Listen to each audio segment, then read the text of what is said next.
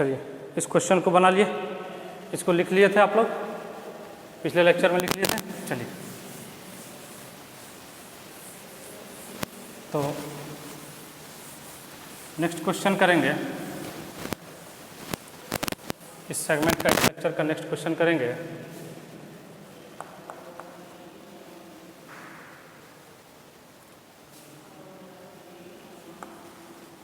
Charge Q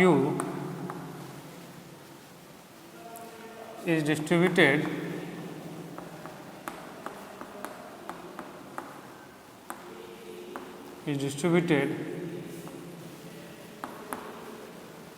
on the two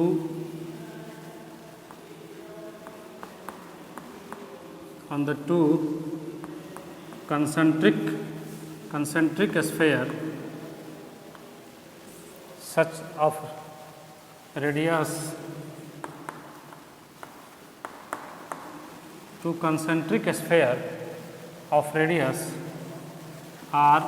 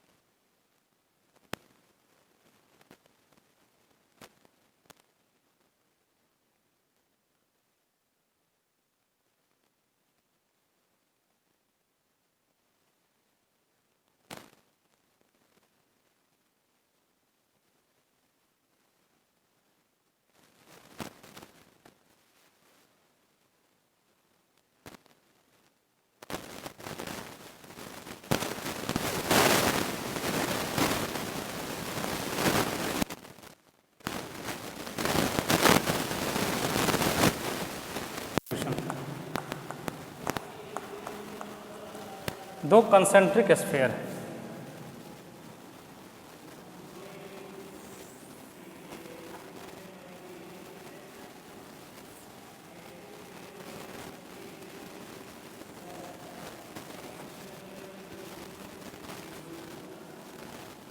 एक का radius small are है और बाहर का रेडियस कैपिटल आर है, और दोनों का जो सरफेस चार्ज डेंसिटी है वो इक्वल है। मतलब इसको दोनों का जो सरफेस चार्ज डेंसिटी है वो इक्वल, सरफेस चार्ज डेंसिटी जो है वो इक्वल है।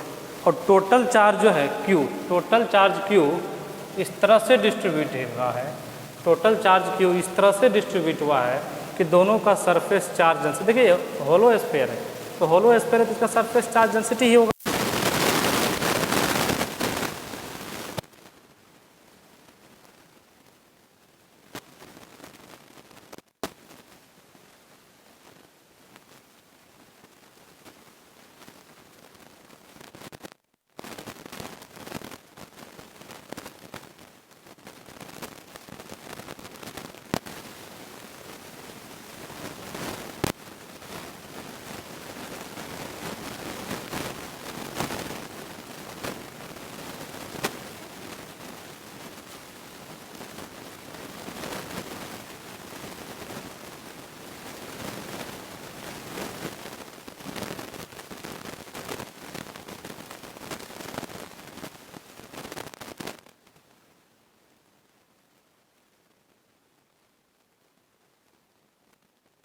पाई आर स्क्वायर, दोनों को ऐड कर दीजिए तो इधर हो जाएगा Q1 प्लस Q2, तो Q1 plus Q2 equals to क्या हो जाएगा, sigma 4 pi common, sigma 4 pi common, तो अंदर में बनेगा R square plus R square, तो Q1 प्लस Q2 को हम Q लिख सकते हैं, तो Q इक्वल्स टू क्या हो जाएगा, सिग्मा 4 पाई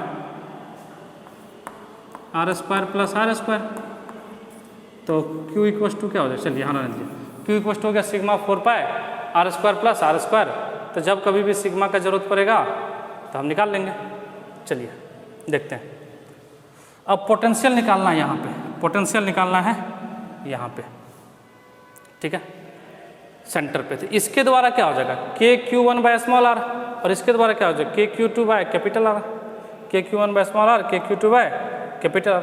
अच्छा सिग्मा इक्वल्स टू यहाँ से निकाल ही लेते हैं, तो सिग्मा इक्वल्स टू क्या हो जाएगा Q by 4 pi are square plus R square, तो जब इस वैल्यू को Q1 में आप पुट करेंगे यहाँ पे, जब उस सिग्मा को यहाँ पे पुट करेंगे तो Q1 मिल जाएगा, और यहाँ पे करेंगे तो Q2 मिल जाएगा, तो इस हिसाब से Q1 क्या मिल जाएगा, Q1 इक्वल्स टू हो जाएगा सिग्मा, सिग्मा का मतलब Q by 4 pi are square plus R square, और सिग्मा के साथ मल्टीप्लाई में है 4 पाई आर स्क्वायर, 4 पाई से 4 पाई कैंसिल हो जाएगा, तो जो Q1 बनेगा वो बनेगा Q R square divided by R square plus R square. इसी तरह से Q2 क्या हो जाएगा बता दीजिए, Q2 क्या हो जाएगा, सिग्मा इंटू सिग्मा कितना है Q by 4 pi are square plus R square into, देखिए Q2 में सिग्मा के साथ ये 4 पाई आर स्क्वायर मल्टीप्लाई में है, तो 4 पाई आर स्क्वायर, 4 पाई से 4 पाई कैंसिल, तो Q2 इक्वल्स टू कितना हो जाएगा Q R square divided by R square plus R square. यहाँ तक लिखिए, यहाँ तक लिखिए जल्दी से, फिर आगे करेंगे।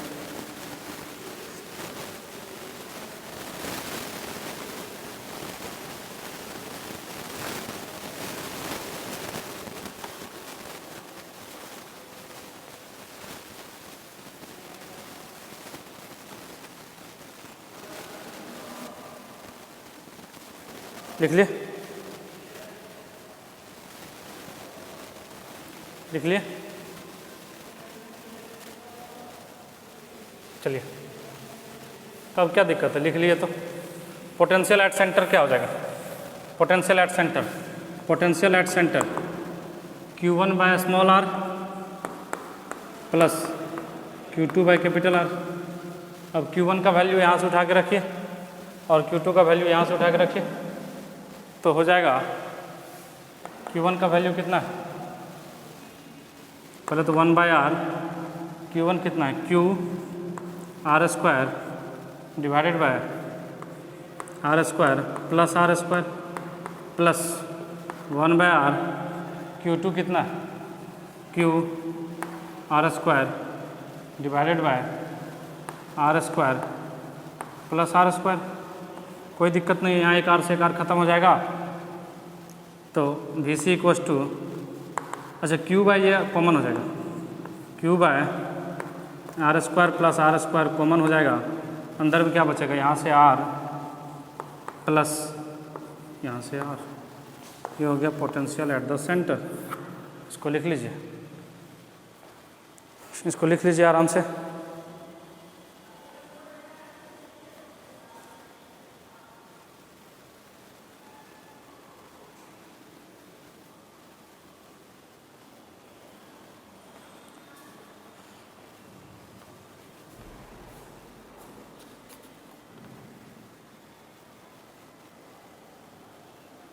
इसको लिख लीजिए, फिर नेक्स्ट क्वेश्चन करेंगे।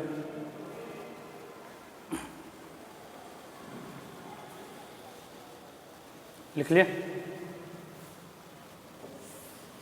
चलिए मिटा दें।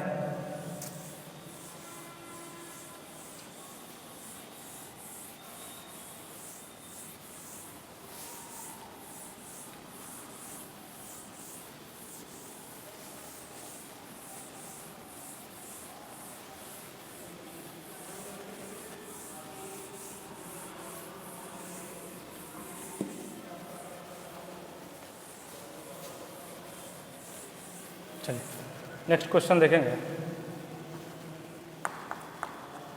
क्वेश्चन डायग्राम के रूप में बना देते हैं हम, वैसे लैंग्वेज के रूप में, लेकिन डायग्राम बना देते हैं हम सीधा और क्वेश्चन बता देते हैं। ये एक स्फीयर है,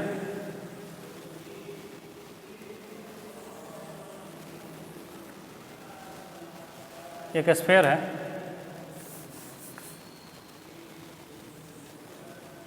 सेल टाइप का सेल है मान लीजिए, जिसका इनर रेडियस r है और आउटर रेडियस कैपिटल R है।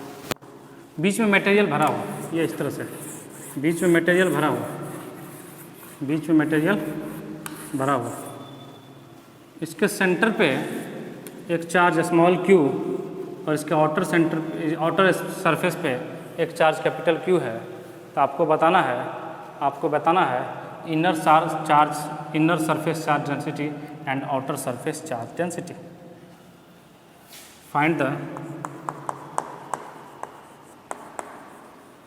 inner surface charge density, inner surface charge density and outer surface charge density। Inner surface charge density and outer surface charge density. ये conductor है, conductor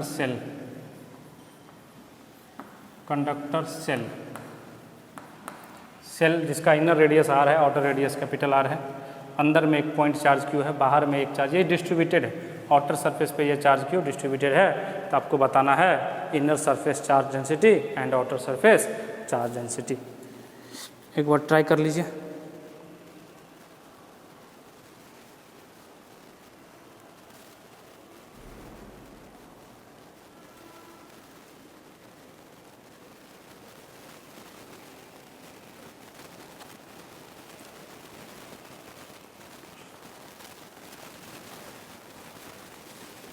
एक बार try कर लीजिए।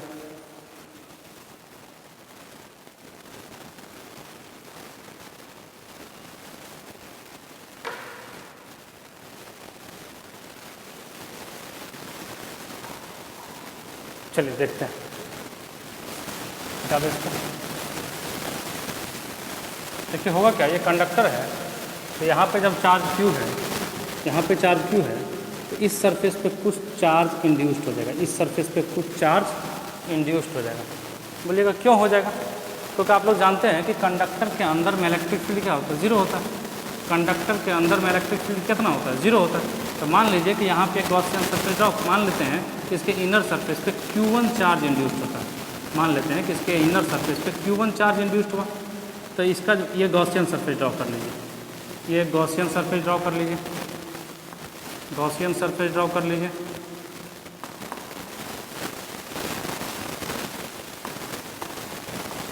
Gaussian surface draw कर लीजिए। तो इसके अंदर में इलेक्ट्रिक फील्ड क्या होना है, जीरो हो रहा है। यहाँ पे इलेक्ट्रिक फील्ड क्या होना है, जीरो होना है।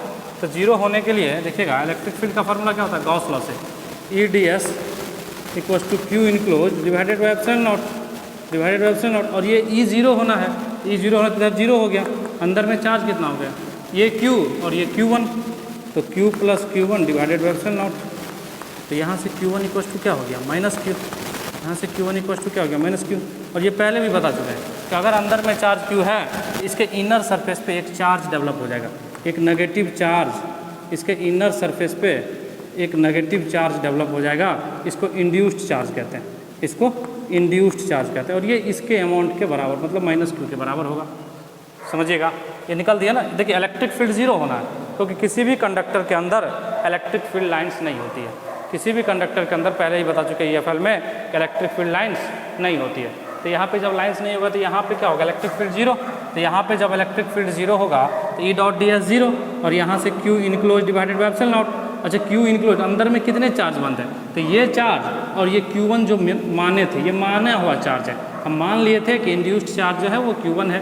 तो ये क्या हो जाएगा, Q plus Q1 divided by epsilon not. इधर तो E जीरो है, तो E डॉट ds जीरो, और ये एप्सिलॉन नॉट इधर आ गया जीरो के पास। तो Q1 इक्वल्स टू क्या हो गया, माइनस Q। इसका मतलब कि इसके इनर सरफेस पे माइनस क्यू चार्ज डेवलप होगा, माइनस क्यू चार्ज डेवलप होगा। अच्छा, जब इनर सरफेस पे माइनस क्यू चार्ज डेवलप हुआ, इसका मतलब सारे इलेक्ट्रॉन, इस कंडक्टर के सारे इलेक्ट्रॉन भाग के यहाँ आ गया। तो जब यहाँ माइनस क्यू चार्ज डेवलप हुआ तो बाहर में आउटर सरफेस पे एक प्लस क्यू चार्ज डेवलप होगा, बाहर में एक आउटर सरफेस पे एक प्लस क्यू चार्ज डेवलप होगा। क्योंकि देखिए माइनस क्यू क्या हुआ, इसी के अंदर का इलेक्ट्रॉन भाग भाग किधर आ गया। जब माइनस क्यू यहाँ हो गया तो प्लस क्यू यहाँ होगा।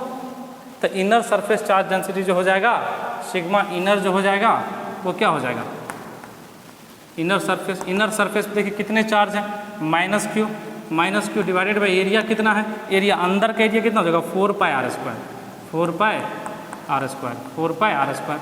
सिग्मा आउटर कितना हो जाएगा, आउटर में अब देखिए चार्ज कितना हो गया, पहले से तो एक क्यू था ही और साथ में ये क्यू जो है प्लस क्यू, ये इंड्यूस्ड चार्ज है, ये डेवलप हुआ है इस चार्ज की वजह से, इस चार्ज की वजह से इनर सरफेस पे माइनस क्यू और आउटर सरफेस पे प्लस क्यू। तो आउटर सरफेस पे नेट चार्ज कितना हो गया, क्यू प्लस क्यू, तो हो जाएगा q plus q divided by total area बाहर वाला का 4 pi are square, surface area 4 pi are square. ये हो गया आपका आंसर।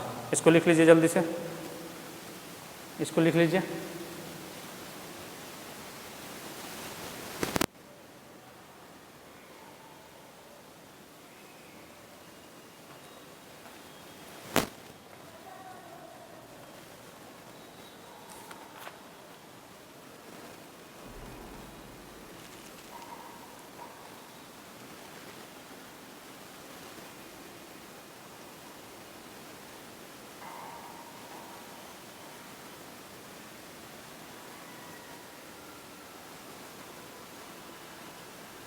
चलिए लिख लिए। चलिए नेक्स्ट क्वेश्चन लिखते हैं।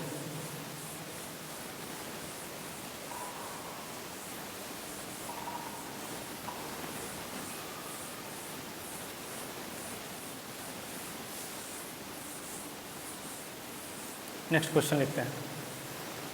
3 पैरेलल प्लेट शीट चार्ज है, इसको इस तरह से डिनोट करते हैं, इस तरह से। इसका डेंसिटी जो सरफेस चार्ज है वो सिग्मा 1 है। इसके बगल में एक है जिस पे माइनस चार्ज है, इसका surface charge density minus sigma 2 है। और एक इसके बगल में है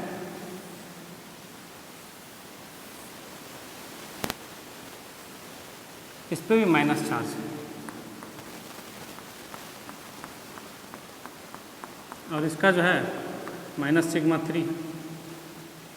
ये सभी जो है और एक पॉइंट ए पे आपको इलेक्ट्रिक फील्ड बताना है। ये पॉइंट ए है यहाँ पे, इस दोनों बीच में सिग्मा 1 और सिग्मा 2 के बीच में एक पॉइंट ए है जिस पे इलेक्ट्रिक फील्ड बताना है। Find the net electric field at the point A, at the point A, at the point A due to all three parallel plate, due to all three parallel plate sheet charge, parallel plate plane sheet charge,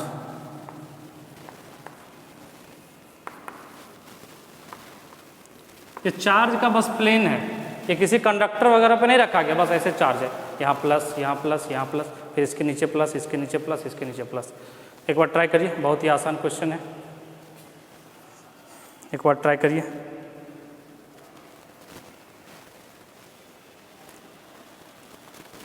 एक बार try करके देखिए।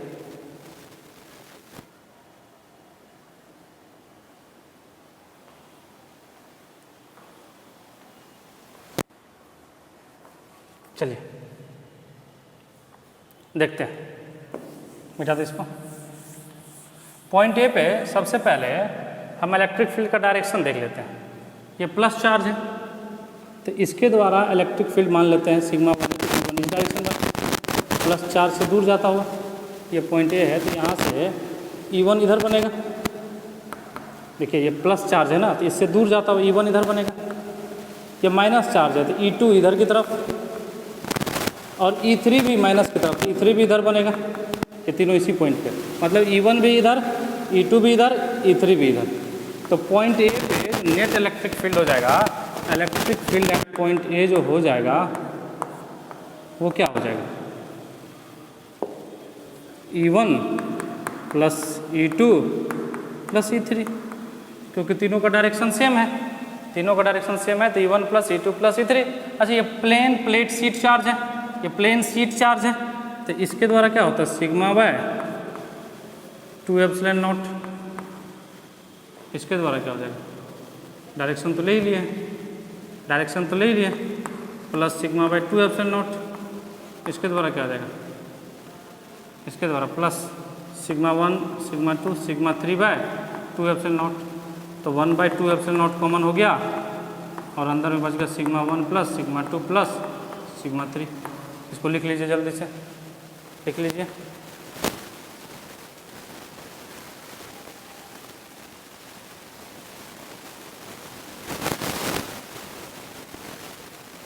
लिख लीजिए जल्दी से।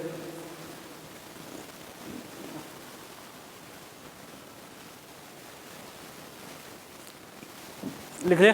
अब कई लोगों के मन में ये आ रहा होगा कि सर सिग्मा 2 तो माइनस में दिया हुआ था, माइनस क्यों नहीं लिए, और सिग्मा 3 भी माइनस में था, तो माइनस में क्यों नहीं लिए। अरे समझिए बात को, समझिए, यहाँ पे माइनस के वजह से ही तो हम डायरेक्शन इधर किए हैं, नहीं समझे। देखिए ये प्लस चार्ज है, यहाँ पे क्या है, प्लस चार्ज है, तो इसके द्वारा दूर जाता हुआ, अच्छा इसके इधर क्या है, इधर माइनस चार्ज है, इधर माइनस चार्ज है, इसीलिए इसका माइनस सिग्मा 2 दिया हुआ है। तो डायरेक्शन तो हम पहले काउंट कर लिए है ना, नहीं समझे, तो इसलिए इस माइनस चार्ज के द्वारा क्या हो जाएगा, इधर की तरफ हो जाएगा। तो इस माइनस के वजह से ही तो डायरेक्शन इधर आया है, और इस माइनस के वजह से डायरेक्शन इधर, समझ रहे हैं। इसीलिए यहाँ पे माइनस नहीं लिए हैं, क्योंकि डायरेक्शन तो हम पहले काउंट कर लिए, ऐड कर दिए, डायरेक्शन तो हम पहले काउंट कर लिए और हम ऐड कर दिए, और जैसे ऐड कर दिए तो यहाँ पे क्या लेंगे, सिर्फ और सिर्फ मैग्नीट्यूड लेंगे, क्योंकि डायरेक्शन तो काउंट कर चुके हैं। इसीलिए हो गया सिग्मा 1 और यहाँ पे प्लस में सिग्मा 2 आया, यहाँ पे प्लस पे सिग्मा 3। आप कई लोग के मन में आया होगा ये बात कि सर यहाँ पे माइनस में क्यों नहीं लिए, जबकि क्वेश्चन में माइनस में दिया हुआ है। तो इसीलिए नहीं लिए क्योंकि इसी माइनस के वजह से जो इसका डायरेक्शन आया E2 का, इधर आया, इधर आया। अगर ये माइनस नहीं होता तो डायरेक्शन ऐसे हो जाता, लेकिन माइनस है इसलिए तो ये किए, तो इसीलिए डायरेक्शन माइनस के द्वारा पहले ले चुके हैं, इसलिए सिर्फ और सिर्फ सिग्मा 2, सिर्फ और सिर्फ sigma 3 without minus, without minus. चलिए लिख चुके हैं, ये लिख चुके हैं। चलिए next question.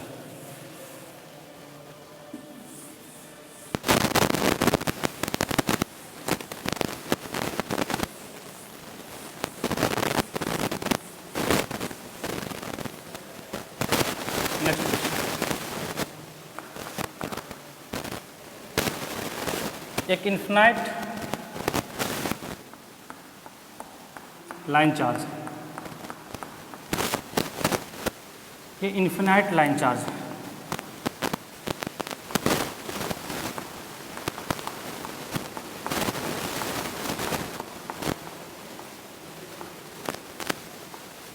Infinite line charge, सही है। और इसके चारों साइड एक minus q charge r distance पे minus q charge v velocity से सर्कुलर मोशन कर रहा है। समझिएगा, मान लीजिए ये इन्फिनाइट लाइन चार्ज, ये इन्फिनाइट लाइन चार्ज मतलब माइनस इन्फिनिटी से आ रहा है, प्लस इन्फिनिटी जाएगा। यहाँ से आर डिस्टेंस पे एक माइनस क्यू चार्ज इस तरह से चक्कर काट रहा है, सर्कुलर ऑर्बिट में सर्कुलर मोशन कर रहा है। मतलब यहाँ से आर डिस्टेंस पे ये सर्कुलर मोशन कर रहा है v वेलोसिटी से, सर्कुलर मोशन कर रहा है v वेलोसिटी से, सर्कुलर मोशन कर रहा है v वेलोसिटी से। एक्चुअली यहाँ पे आपको वेलोसिटी ही निकालना है, वेलोसिटी ही निकालना है आपको, ये v ही निकालना है, ये जो v वेलोसिटी है वही निकालना है, ठीक है। लीनियर चार्ज डेंसिटी लैम्डा दिया हुआ है, lambda is the linear charge density, lambda is the linear charge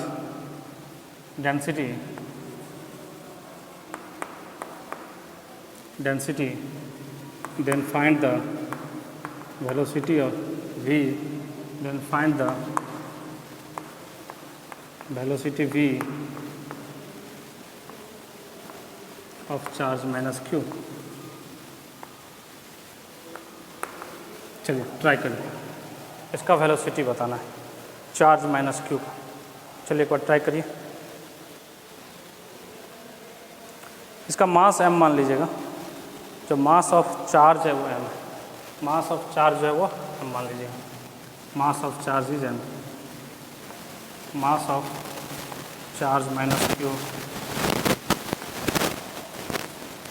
charge minus Q is m, मास इसका m मान लीजिए, मास m मान लीजिए और ट्राई करिए।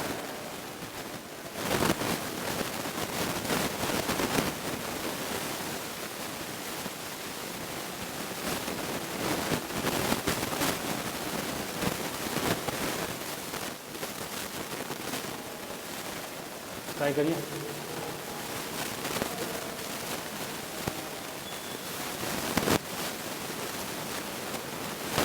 कर लिए।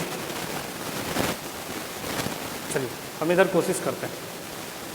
देखिएगा कई लोग बना लिए होंगे। इस प्लस चार्ज के द्वारा जो ये लाइन चार्ज है, पूरा का पूरा line charge, infinite line charge है, इन्फिनाइट लाइन चार्ज है, इसके द्वारा इलेक्ट्रिक फील्ड का डायरेक्शन इधर, इलेक्ट्रिक फील्ड का डायरेक्शन इधर। अच्छा ये चार्ज माइनस क्यू है, तो जब इलेक्ट्रिक फील्ड का डायरेक्शन इधर होगा तो फोर्स इस पे इधर होगा, फोर्स इधर होगा। इस लाइन चार्ज से सीधा सीधा समझिए, ये लाइन चार्ज पॉजिटिव है, तो यहाँ से इलेक्ट्रिक फील्ड दूर जाता हुआ, इस पॉइंट पे इलेक्ट्रिक फील्ड इधर। अच्छा चार्ज माइनस क्यू है, तो जो फोर्स होता है वो माइनस क्यू चार्ज में इलेक्ट्रिक फील्ड के अपोजिट होगा। तो यहाँ पे फोर्स इस डायरेक्शन में, क्योंकि एफ बराबर क्या हो जाएगा यहाँ पे माइनस क्यू ई हो जाएगा, एफ बराबर क्या हो जाएगा माइनस क्यू ई। देखिए ना ई में माइनस लगा हुआ है, तो फोर्स का डायरेक्शन क्या हो जाएगा इलेक्ट्रिक फील्ड के डायरेक्शन के अपोजिट। अच्छा यही फोर्स इसको सर्कुलर मोशन में घुमा रहा है, यही फोर्स इसको सर्कुलर मोशन में घुमा रहा है, क्योंकि इसी यही फोर्स तो सेंट्रीपिटल फोर्स का काम करेगा। क्योंकि आप लोग क्लास 11 में पढ़े होंगे कि किसी भी पार्टिकल को सर्कुलर ऑर्बिट में घूमने के लिए एक फोर्स कम से कम जरूरी है, जिस फोर्स को सेंट्रीपिटल फोर्स कहते हैं, जिस फोर्स को सेंट्रीपिटल फोर्स कहते हैं। यहाँ पे एफ का मैग्नीट्यूड हो जाएगा वो क्यू इंटू ई हो जाएगा। अच्छा यही क्यू इंटू ई क्या हो जाएगा सेंट्रीपिटल फोर्स, इसका मतलब क्यू इंटू ई किसके बराबर है, M V square by R के बराबर है, M V square by R के बराबर है। तो आर को इधर बुला लीजिए, तो Q E R by M equal to V square, सही है। तो वी इक्वल टू क्या हो गया under root Q E R divided by M. ये हो गया आपका वेलोसिटी, इसको लिख लीजिए, ये हो गया आपका वेलोसिटी, इसको लिख लीजिए,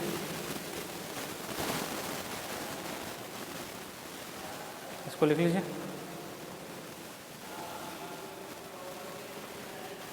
ये हो गया आपका वेलोसिटी।